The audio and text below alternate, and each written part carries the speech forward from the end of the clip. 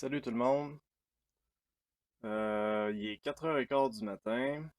Fait que vous allez m'excuser pour le format un peu cheap de ma vidéo. Je voulais vous montrer un projet sur lequel je travaille et qui me tient à cœur. Dans le fond, je suis en train de développer ma propre intelligence artificielle locale sur mon ordinateur.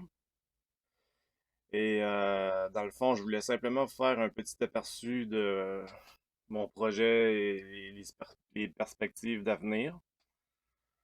Donc, ben c'est ça. En gros, j'utilise déjà des modèles déjà entraînés de la compagnie Olama. Mais en réalité, je fais comme à peu près n'importe quel gros, tu sais, les grosses entreprises comme Grok ou je pourrais pas vous dire exactement laquelle, là, mais il y a beaucoup de grandes entreprises qui utilisent des modèles qui sont déjà entraînés. Donc, la seule chose qui change, en gros, c'est l'enrobage autour du produit, puis la façon de personnaliser le produit. Puis dans le fond, moi, j'ai vraiment beaucoup d'idées pour mon projet. C'est quand même déjà assez avancé, là. Ça fait vraiment pas longtemps que je travaille sur ça. Puis déjà, je vois le potentiel, comment ça peut aller très rapide. Fait que mon but avec ça, là, c'est vraiment de faire une intelligence artificielle locale sur ton ordinateur. Et dans le fond, que tu dépendes pas d'un abonnement nécessairement mensuel à une grande entreprise là, pour devoir accéder à ce type de technologie-là. Parce que, tu sais, on va se le dire, c'est pas tout le monde qui veut payer 30$ par mois pour avoir accès à la technologie de l'intelligence artificielle.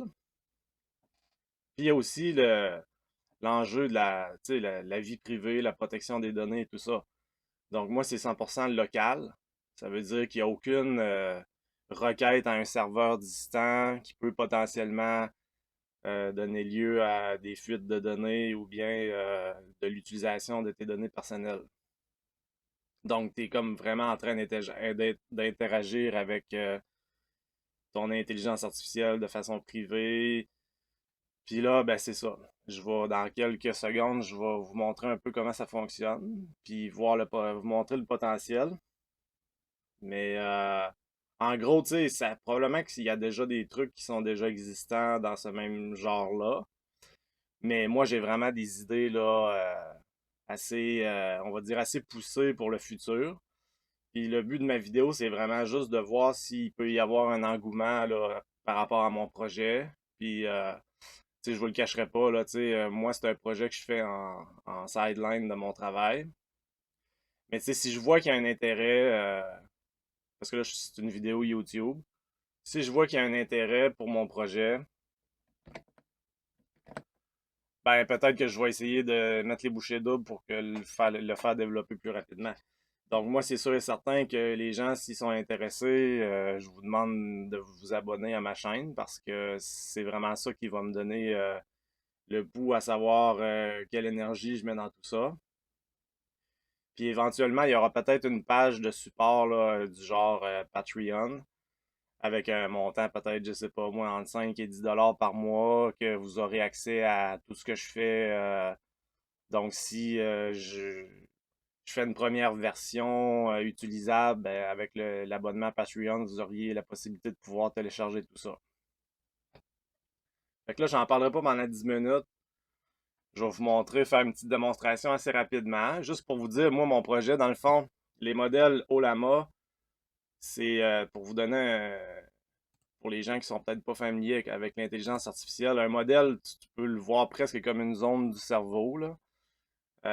Ça veut dire que moi, là, j'utilise présentement un modèle conversationnel général qui s'appelle Lama 3. Donc, en gros, tu peux le voir vraiment comme un modèle déjà entraîné qui sait comment parler avec un utilisateur, sait comment détecter les subtilités du langage et tout ça. Donc, ça, c'est un modèle qui est déjà entraîné. Par contre, tout ce qui est, on va dire, personnalité, mémoire, simulation des émotions et tout ça, ben ça, c'est tout quelque chose que moi, je suis en train de faire moi-même. Puis, tu sais, moi, éventuellement, je veux vraiment avoir une interface utilisateur là, avec un avatar animé éventuellement. Donc, je vois ça quand même assez grand. Mais pour l'instant, là, la première version, je vais vous la faire rouler pour vous montrer. Ça ressemble à ça. Fait que là, en gros, c'est presque comme une mini version de ChatGPT, là. Fait que je peux juste commencer la discussion en lui disant salut. Puis là, les gens, souvent, ils disent, ah, c'est long, tu sais, c'est full long quand c'est local sur un ordinateur. Ça prend une vraiment très bonne machine pour que ça soit fonctionnel. Moi, je suis pas vraiment d'accord avec ça, là. J'ai un ordi de gaming, là. Ça doit faire 5-6 ans que je l'ai. Ma carte graphique, c'est une Nvidia RTX 2060, là. Fait que c'est pas, on peut pas dire que c'est la grosse affaire. Fait que, tu sais, moi, je trouve que là, je viens d'y écrire salut, elle m'a répondu, ça a pas été si long que ça. Fait que là, tu sais, juste pour montrer que j'ai mis en place un système de mémoire, avec un système aussi qui décide qu'est-ce qui est gardé en mémoire ou non. Ça, c'est dans des fichiers locaux que l'utilisateur aura accès tout le temps. Là, tu sais, tu peux aller regarder ce qui a été enregistré et tout ça, puis c'est 100% des données qui vont appartenir à l'utilisateur. Fait que là, je peux lui demander une petite question.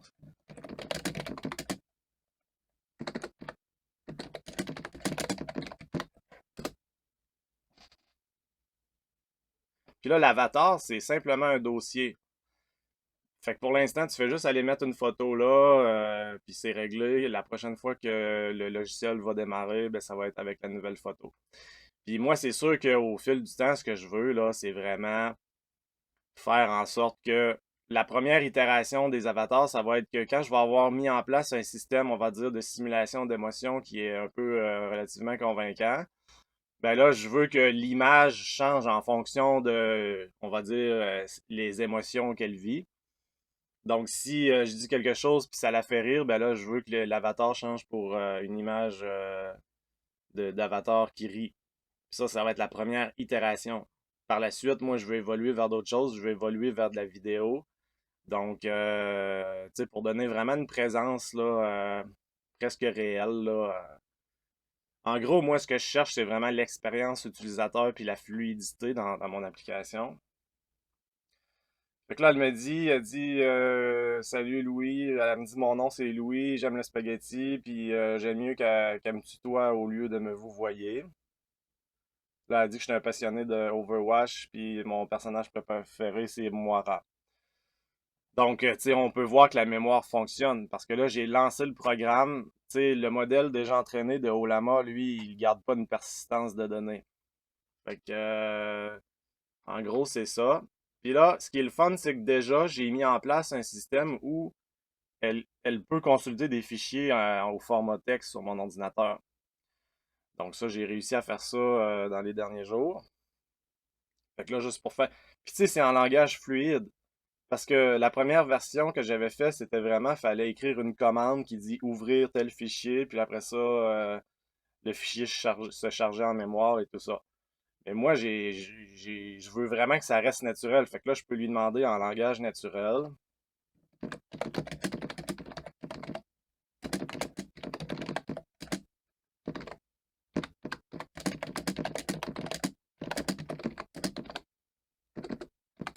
Fait que là, je lui demande si elle peut ouvrir tel fichier puis me dire de quoi il s'agit.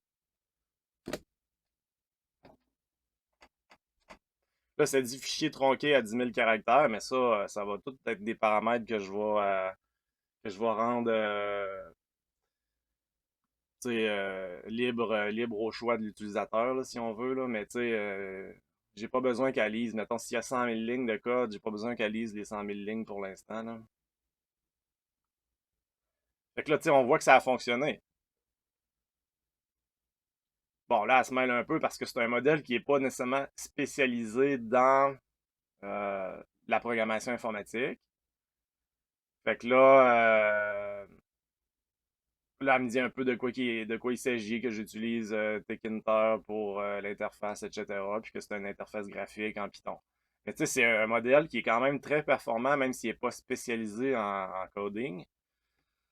Mais moi, à long terme, ce que je veux faire, c'est avoir plusieurs modèles d'intelligence artificielle. Puis là, en fonction de mes demandes, ben là, qu'elle choisisse le meilleur modèle pour me répondre. Ça veut dire que là, si éventuellement on veut que ça soit plus spécialisé dans le codage, ben là, si je me mets à parler de codage, ben normalement, au fil du temps, dans les prochaines versions, je veux qu'elle soit capable d'aller choisir le meilleur modèle pour donner des meilleures réponses. Fait que, tu sais, ma vidéo, je la ferai pas plus longue là, pour la première. Là, c'est vraiment la première vidéo d'une longue série de vidéos. C'est un projet que j'ai l'intention de travailler dessus pendant très longtemps. Puis en gros, là, aujourd'hui, c'était vraiment juste de présenter mon projet, montrer un peu ma vision. J'espère que ça vous intéresse. Puis si ça vous intéresse, moi, je vous demande de vous abonner à ma chaîne parce que c'est vraiment ça qui va me donner l'indication à savoir si ça vaut la peine de mettre beaucoup d'efforts rapidement pour donner quelque chose de rapidement disponible pour tout le monde. Puis là, tu sais, moi, j'ai déjà fait dans le passé des vidéos en anglais et tout ça. Ça, c'est vraiment un projet là, que mon public cible, c'est vraiment les Québécois. Parce que pour moi, je trouve ça important. Là, tu sais, j'en parle souvent de l'intelligence artificielle avec des gens au travail, puis il y en a beaucoup qui ont aucune idée. Puis pour moi, c'est vraiment la suite logique de l'évolution, là. Donc, je veux vraiment rendre ça disponible dans un délai assez court, là, au plus grand nombre possible. Puis ça, je pense que c'est un très beau projet parce que c'est quelque chose qui, tu sais, moi, à part un abonnement peut-être à 10 $ que tu peux payer une fois, télécharger tout le contenu, puis après ça, te désabonner, mais c'est vraiment juste pour me donner un peu dans le fond, l'encouragement pour mettre des efforts là-dessus. Puis payer un peu mon temps aussi que je mets dans ce projet-là. Puis c'est ça. Pour vous parler un peu de mon background, ben moi j'ai étudié dans plusieurs domaines, là. J'ai commencé mes études en art visuel au Cégep. Ensuite de ça, j'ai étudié à Concordia en animation, en film d'animation. Et j'ai étudié aussi à l'UQAM en génie logiciel. Fait que là, ce projet-là, c'est vraiment pour combiner un peu toutes mes passions. Puis je vous dirais, là, pour moi, là, ce projet-là, c'est axé beaucoup sur l'expérience utilisateur, puis aussi le côté artistique. Parce qu'éventuellement, je veux aussi qu'il y ait de la détection d'images et tout ça. Donc, moi, là, dans un avenir idéal, ça serait que finalement, ça devienne un assistant là, 100% fonctionnel sur ton ordinateur qui soit capable de consulter à peu près n'importe quel type de fichier puis de comprendre de quoi tu parles. Puis mon but, c'est vraiment à travers les années de rendre tout ça là, le plus performant, le plus avancé possible, là. Donc, si tu trouves ça intéressant, je t'invite à t'abonner à ma chaîne YouTube, là. Ça va être vraiment ça qui va être le meilleur indicateur pour moi. Merci, salut!